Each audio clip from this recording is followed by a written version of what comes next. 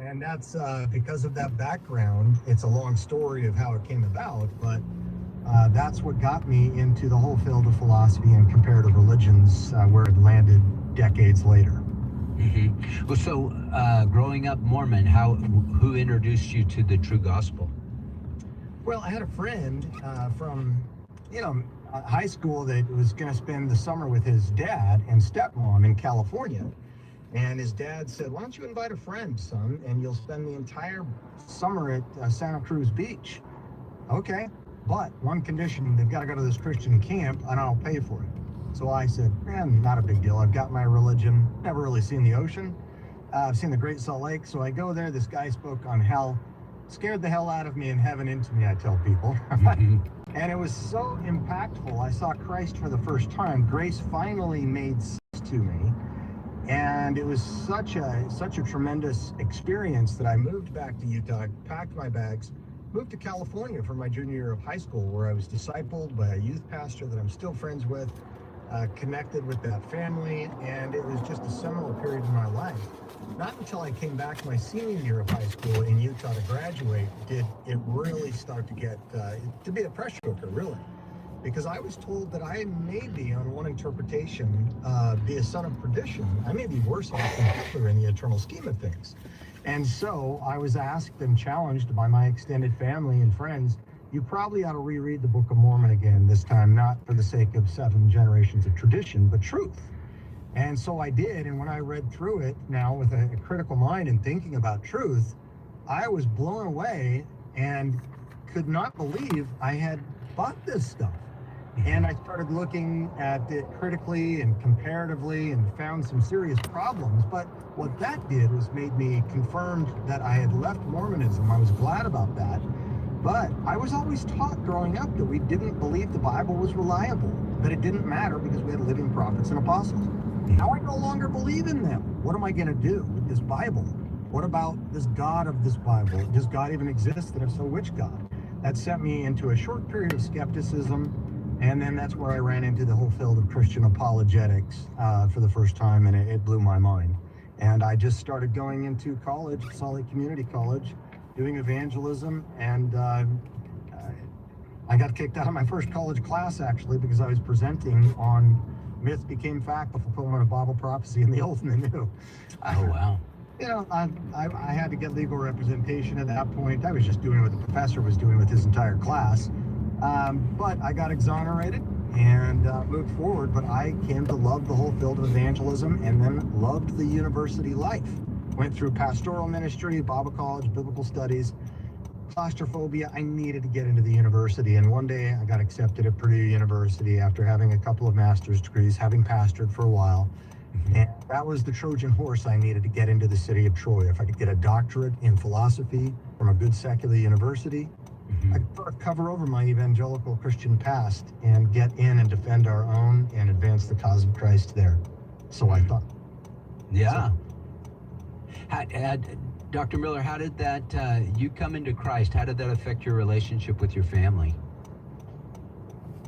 Some of them, I felt like now I was ostracized because it's one of the worst things you could ever do is become an apostate.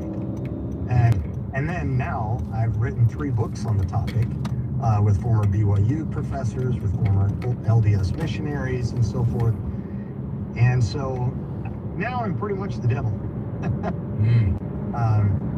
Yeah. Your mom and dad are still alive? They're both passed away. Okay, how about siblings? You've got, that's a different story. It was really weird.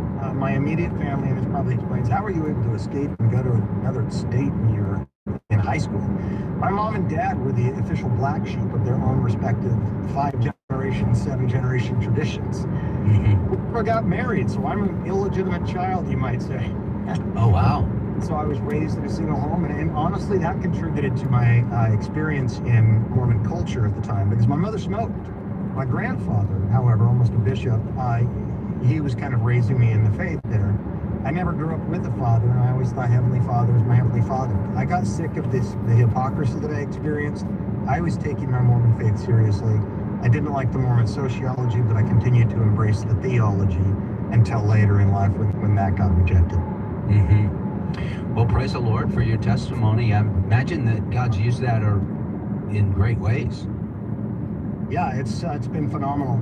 I credit that experience to giving me a passion for truth and where I'm at today now on the campuses.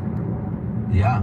Well, the new book is The Progressive Miseducation of America, Confronting the Cultural Revolution from the Classroom to Your Community. And Dr. Miller, you start out right off the bat, chapter 1. It's entitled Woke 101. Now, we hear that word used a lot. This is woke, that's woke, go broke, all those things. Donald Trump talks a lot about eradicating wokeism from America. What is your definition of someone who is woke? Let me illustrate it through DEI. Okay. As a trained philosopher and theologian, I look at things in the philosophical categories. There are three major branches. There's reality, what is real? Knowledge, how do I know what is real? And ethics, how should I then live based on what I know about reality? Now let me put that into DIE format. Diversity, what does that mean? That means looking at human relations in social binaries in opposition one to another. An eternal interlocking opposition. Blacks to white, male to female, rich to poor, gay to straight, trans to cis, you name it. You identify all of the diverse identity groups in diversity. Inclusivity is you exclude the oppressor groups like male, patriarchy, capitalist, Christian, majority, heteronormative, heterosexual, cisgender, white. You exclude those and you include the oppressed groups, the victim groups, the proletariat kind of groups. And those groups, because they can see the oppression like the oppressor groups cannot see, they officially have opened their eyes and they have awakened, i.e. they are woke. And they have this special insight, this 名前 special 書いてきた番号を持ってる今日。 into these positions to make the next change, and that is ethics. Equality? No, equity. What is that? That is payback, reparations, revenge. That is rebalancing the injustice of the power imbalance. Anytime you have 10 slices of pizza, if someone has 6 and the other person has 4, that is intrinsically unjust according to cultural Marxism, according to classical Marxism, right? But in cultural Marxism, it's not just about economics, it's about race, class, sex, gender, etc. And so the ultimate goal is social justice, because anytime there is inequality, there is social injustice. Everybody belongs to a group, whether you like it or not, and you are either an oppressor or oppressed, and oftentimes you have several categories. You're a white, male, Christian, you already have 3 strikes against you. Your eyes are blind. But someone else in your opposition categories, they're woke, you can listen, learn, and lament. That might not be what the average pastor thinks. That is what the vocabulary is. That's the lexicon. That's what the academics who are pushing this stuff think. And that's why it is a good thing that we eradicate it, because it is poison to race relations, to male-female relations, to human relations. And how has that affected the universities around the country? Oh my goodness. They've all bought into it. Yeah, I mean, this is part of what I'm calling for a third revolution. There have been 2 ideological revolutions that have hit the universities. We started the universities, Christians did. Right. Like we started most of the hospitals and things like that. There's a long story, and I get into it for about 100 pages on the history of the university since the Puritans founded Harvard and so forth. And I can get into that in the next segment if you like.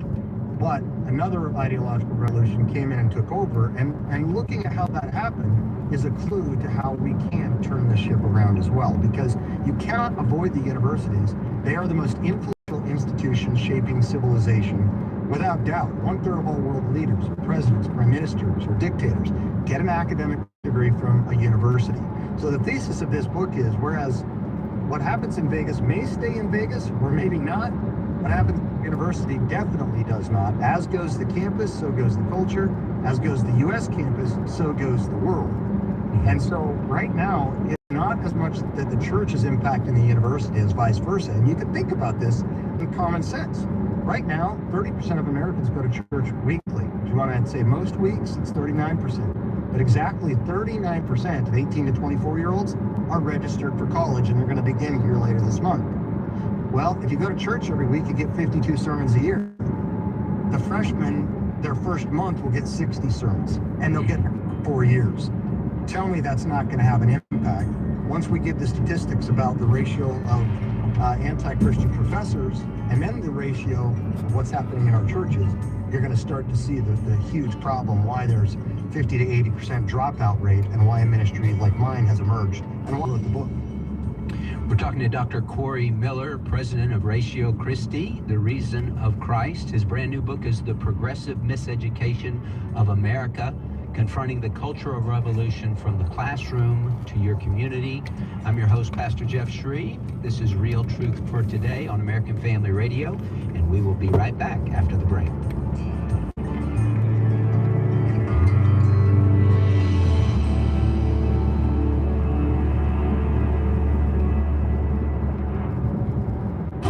The following is not an actor, but a real-life story from Trinity Debt Management. Every day I speak with people who are worried and are feeling a lot of pressure because of credit card debt. That's why I'm very proud of what we do at Trinity. We just help. We give people the support they need, along with a real plan to become debt-free. Credit card bills are consolidated into a single monthly payment that is much less than what they were paying before. Most of our members end up saving thousands and even may improve their credit scores by as much as 200 points. I know from the bottom of my heart that I'm making a difference in the lives of the people we help. It just makes me really happy. If credit card debt has you down, call Trinity at 1-800-788-1813. My name is Julie, and I'm a Trinity counselor. Call me and become debt-free for keeps. 1-800-788-1813. We see and hear about the big public issues happening in our nation's capital, but what about the things that happen behind the scenes? That information can give us the whole story and help shape our opinions. That's why you need to listen to Washington Watch Weekend with Tony Perkins. He and his guests will give you all parts of the Washington news from a conservative Christian perspective. Catch Washington Watch Weekend Saturdays at 5:05 a.m. and 6 p.m. Central, and Sunday mornings at 3 Central on AFR. As a nurse, I primarily work with children who are abused and exploited in trafficking, and I frequently see very unfair situations. We must talk about the issue of abuse. We can't base our actions on fear. We have to be faith-informed in what we do. The Dr. Nurse Mama Show. For more from Dr. Jessica Peck, tune in at 2 p.m. Central on American Family Radio or on the podcast page at afr.net. Hi, I'm Jan Harper. If you are a pastor's wife, come be encouraged and renewed as you share your challenges and stresses unique to pastors and their wives. The AFA Pastors and Wives Fishbowl Retreat is coming October 28th through the 30th. You're invited to join us at Pickwick Landing State Park in Counce, Tennessee for 3 days of encouragement, renewal, and worship.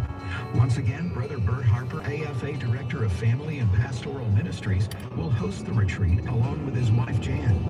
Our speakers will include J.J. Jasper and Dr. Alex McFarland. If you've attended in the past, we'd love to see you again. And if you've never experienced a fishbowl retreat, we especially invite you to be refreshed and renewed. The per couple admission price includes lodging, meals, and materials. Visit repairingthefoundations.net to learn more and register. That's repairingthefoundations.net. The AFA Pastors and Wives Fishbowl Retreat. We'd love to see you there. This is Real Truth for Today. Podcasts of the program are available on the podcast page at afr.net. Now, back to Pastor Jeff Shreve. Welcome back to Real Truth for Today. Pastor Jeff Shreve here, talking to Dr. Corey Miller, the president of Ratio Christi, which means the Reason of Christ.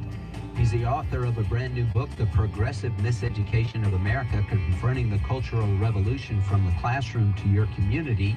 And so, Dr. Miller, we were talking about wokeism, how wokeism has affected everything. But now what we are seeing with the election of Donald Trump, he's been attacking this. He probably doesn't understand wokeism the way you do, but he understands that it's an evil that needs to be eradicated from the country. Just as a little sidebar, how do you see his presidency going? Are you for it? Are you against it? Where do you stand? Oh, fantastic. I mean, at bottom, if whether Trump is a Christian or not, maybe he's more like Cyrus the Great as opposed to having Nero as our president. He's very friendly. He just passed another policy today. He's been very friendly for campus ministries. In fact, in my 10 years here, I've had 150 legal inquiries. With Trump changing the judiciary, we've been able to win out of the Ninth Circuit. We've now had 4 federal victories, 5 appellate court victories, 2 SCOTUS assists, and in December, we gave Joe Biden a going-away president after a 4-year litigation with the Department of Education. So he's put wind in our sails. He's enabled us to have a platform. He's kept the lights on for us so that we can go in and change the minds and the hearts inside of the most influential institution shaping civilization. Yeah, I had a guy told me, he said, Trump is the tourniquet that the church can capitalize on, because obviously doing things politically doesn't really change anything long term. The human heart has to change. That's right. Even Martin Luther King said it. Having laws may not transform the heart, but it can regulate behavior. It may not make another man love me, but it can keep him from lynching me, and that's a pretty good thing too. So the laws are important because they teach, but they also enable possibilities. And so this enables us, and what's happening with the Indiana state legislature and viewpoint diversity bills that are required for gaining and retaining tenure in universities. All that stuff's important too. I think a lot of people, Jeff, just don't understand the gravity of the situation here.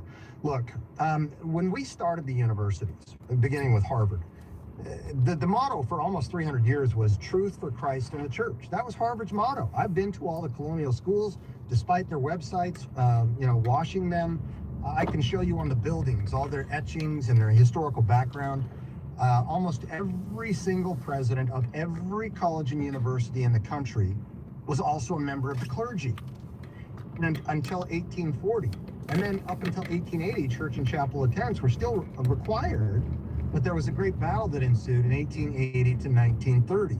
And that was, we didn't really have any graduate schools in the United States. And so what we would do is we would send our brightest over to Europe, typically to Germany, the most educated country in the history of the world at the time. And people wonder, how could they have done what they did in World War II at the Holocaust? I say, look at the universities. Politics is downstream from culture, culture from education, and the apex of education is the university. In those German universities, you have Immanuel Kant at the end of the Enlightenment. You remember him by "You Kant no ultimate reality."